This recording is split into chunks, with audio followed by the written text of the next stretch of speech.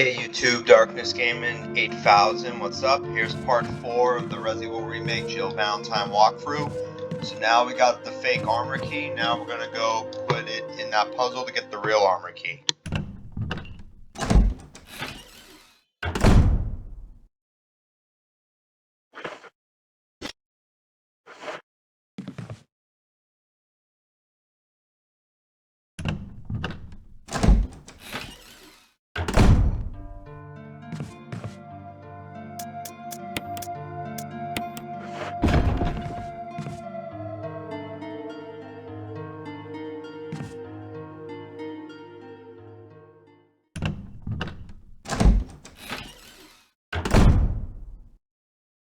Alright, so now we're gonna head back up the stairs and proceed to put the fake armor key into that puzzle so we can get the real armor key.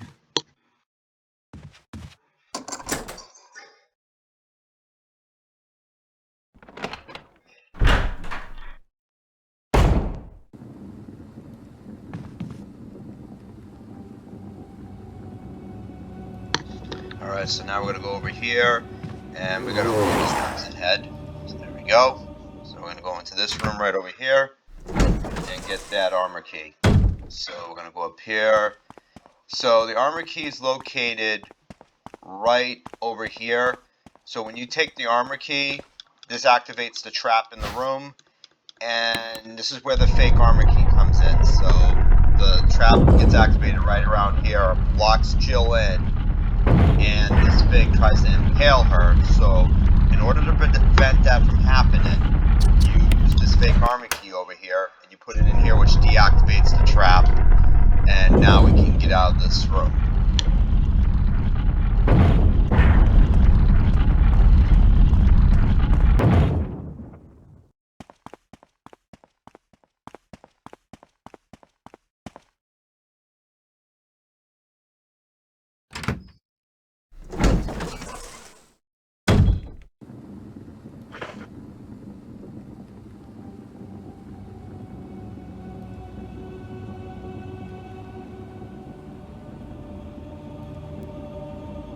Alright, so now we got the armor key. Now let's go back into one of the other rooms. So we'll go this way, so I can avoid that Crimson Head zombie, obviously, get injured. So we're going to go down this way, and we're going to go use the armor key on some of the rooms. So I got to get the broken shotgun, because I don't want to fall for that trap where the wall comes down, obviously.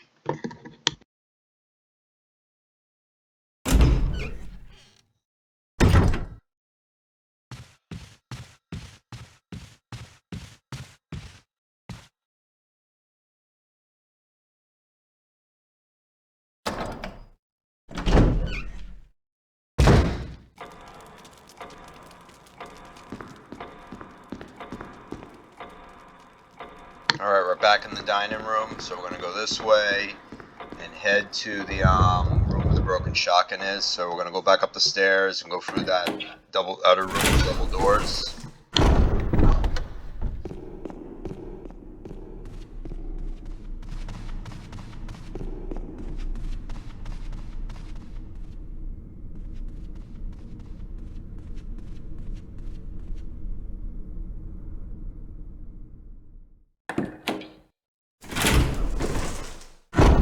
Alright, so we got the armor key. So now let's go get the broken shotgun. So we'll go through this door right here, I believe. So I think it's this door right over here.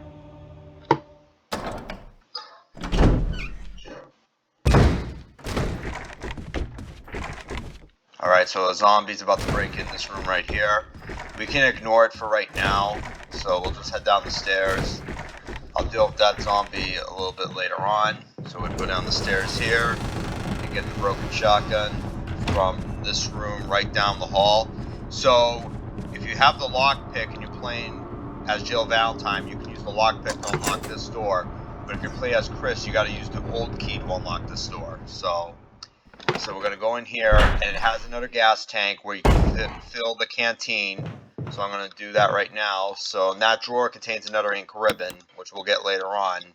The broken shotgun is right over here. So we'll grab this. And we also have a battery pack right here. So this is another defensive weapon you can use to avoid getting bit by the zombies. So we're going to exit the room here. I'm going to go through that room on the right. So in this game, in the remake version, you have to use the armor key to unlock this door right here. We'll unlock that. So now we go in here, and we go into the room where it has the Keeper's Diary, which is one of the infamous documents in Resident Evil.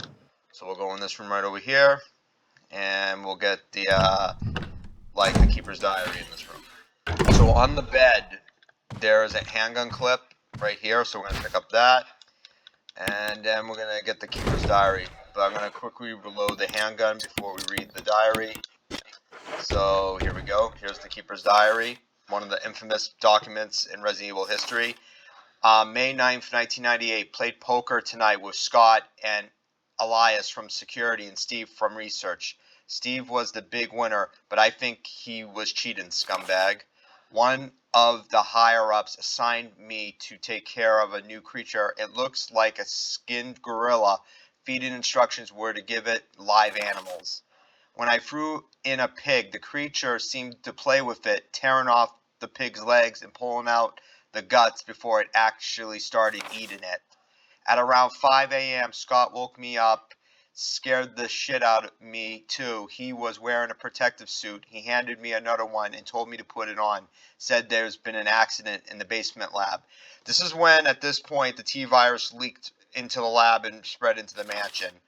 I just knew something like this would happen. Those bastards in research never sleep, even on holiday. I've been wearing this damn spacesuit since yesterday. My skin's getting grimy and it feels itchy all over. The goddamn dogs have been looking at me funny, so I decided not to feed them today. Screw them. Went to the infirmary because my back is all swollen and it feels itchy. They put a big bandage on it and told me I didn't need to wear the suit anymore. All I want to do is sleep. Yeah, no kidding. Found another big blister on my foot this morning. I ended up dragging my foot all the way to the dog's pen. They were quiet all day, which is weird. Then I realized some of them had escaped. That's how the zombie dogs got into the woods, obviously.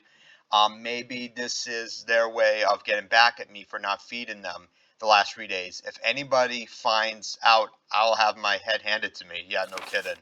Rumors going around that a researcher who tried to escape the mansion last night was shot. My entire body feels all hot and itchy, and I'm sweating all the time now. I scratched a swelling on my arm, and a piece of rotten flesh just dropped off. What the hell is happening to me? Fever gone, but itchy. Today hungry and eat doggy food. That's a pretty funny quote. Itchy, itchy. Scott came ugly face, so killed him. Tasty. Itchy, tasty. So, that's one of the most infamous documents in Resident Evil history. So now this zombie, I think, is the keeper, obviously. So, let's take care of this guy. And he's probably going to bite me, and I got a dagger. There we go. And I'm going to fire again. Alright, so 1 second to get the battery pack to the closet, and I'm actually going to switch out the defensive weapon items. So we go, fire some shots at this zombie, and now let's leave the room. We don't need to waste any more ammunition, obviously.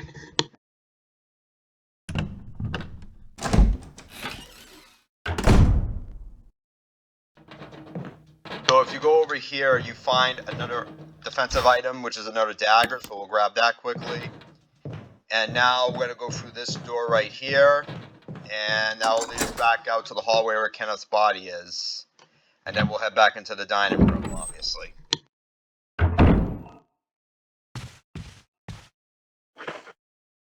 This concludes part 4 of my walkthrough. Hope you all enjoy. More videos coming soon. Comment, like, and subscribe. Later, guys.